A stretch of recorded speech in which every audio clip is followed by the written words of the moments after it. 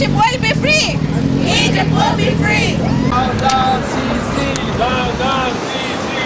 Down, down, Sisi. Free, free Egypt. Free, free Egypt. Down, down, military. Down, down, military. Free, free Egypt. Free, free Egypt. Down with the military. Down with the military. Sisi. Down, down, Sisi. Down, down, Sisi. Down, down, Sisi. Down, down, Sisi. Free, free Egypt. Free, free Egypt. Long live Syria. Saddam Sisi are the same. The only difference is their name. The only difference is their name. 1, 2, 3. 1, 2, 3. Syria will be free. Syria will be free. 2, 3, 4. 2, 3, 4. Kick Bashar out the door. Kick Bashar out the door.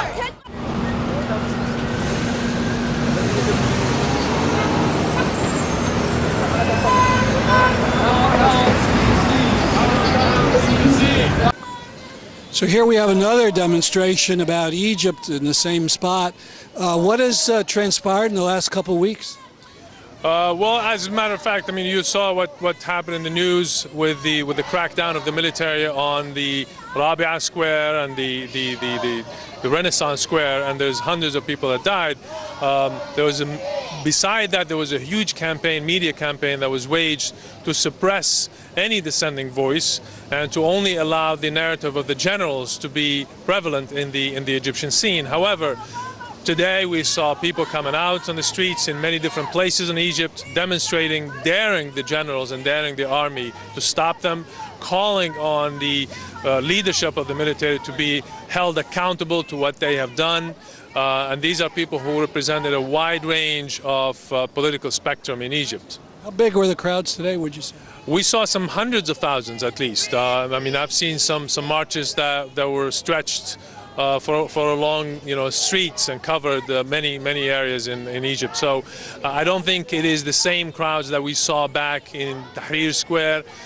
Don't forget that the military have blocked many of the entrances to these big squares. As I said, there's a wide range campaign trying to paint anybody who's going to speak against the military as either pro-brotherhood or pro-terrorist groups and so forth. But I think as this keeps going and as the military keeps inching more and more closer to the Mubarak era, I think the people are seeing what happened. The fact that Mubarak was let out of prison, do you think that has opened up some eyes? I think so too. I mean, I think it was ironic that the same day where the military and the security forces was rounding up political leaders from the opposition, from the Brotherhood, arresting them, at the same time they allowed Mubarak to walk free. And I think that was a wake-up call to a wide range of Egyptians who were, in a sense, sitting on the fence, watching what is going to transpire after this, believing that this is a struggle between the military on one side and the Brotherhood. I think when they saw Mubarak walking free after all what he has done to Egypt and to the Egyptians, it compelled them to step forward and say, this is not about the Brotherhood anymore. This is about the future of Egypt. So you think more liberal and left elements are involved in the protests now? I think more and more we are starting to see some secular, some people from the left are stepping in and joining the people on the streets to protest against the generals. The crowds are not, as I said, as large as we saw before.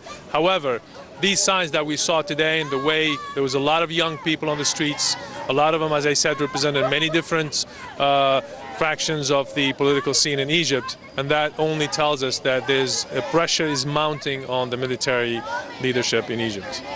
Thank you very much. Thank you.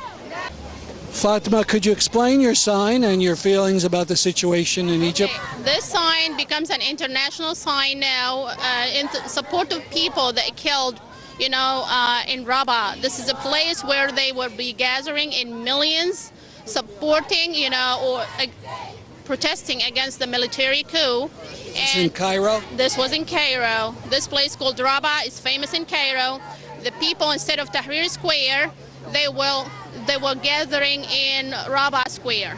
And that Rabaa Square, they hold about sometimes between 3 million to 5 million people. So it was really, really big protesting, and the people just, didn't want to go home, wanted their freedom. They want their, end the military coup.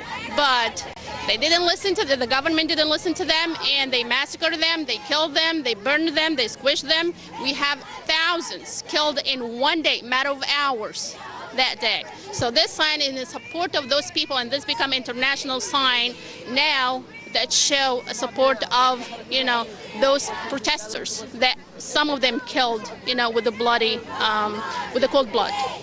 And how do you feel about the question of the United States sending money to the Egyptian military?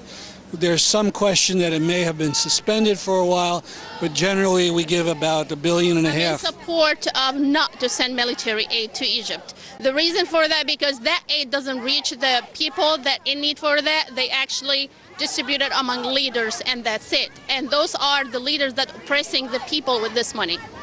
Thank you very much. You're welcome. Okay, this is our message today. We don't want more aid to military anywhere in the world. We need our money back here. Our money has to be spent on us in here. We don't want any aid to any military all over the world.